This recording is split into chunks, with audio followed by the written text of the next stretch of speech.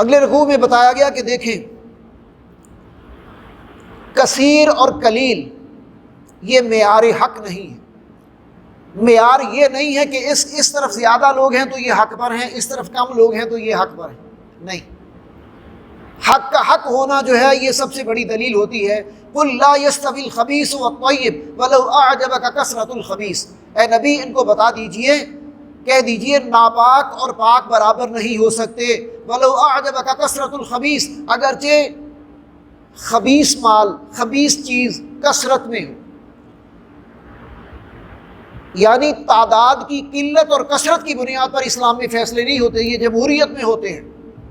جمہوریت میں ہوتے ہیں کہ 59 ایک طرف ہو گئے، 51 ایک طرف ہو گئے.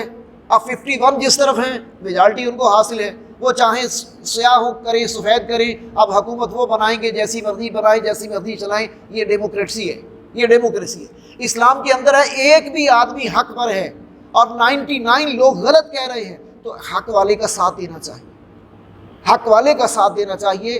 سچی بات جو ہے اسے اختیار کرنا چاہیے اور سچ کا ساتھ دینا چاہیے. اللہ کے ہاں معیار کامیابی کا حق ہے، میجورٹی نہیں ہے، کثرت نہیں ہے. اور جمہوریت ویسے بھی علامہ اقبال نے کہا نا، جمہوریت وہ طرز حکومت ہے کہ جس میں بندوں کو گنا کرتے ہیں، تولا نہیں کرتے. گنتے ہیں کہ بس یہ اتنے ووٹ ہو گئے، تولتے نہیں ہیں کہ یہ کیا شخص ہے، اس کا کردار کیا ہے، اس کی خوبیاں کیا ہیں، اس کی خامیاں کیا، تولتے نہیں ہیں.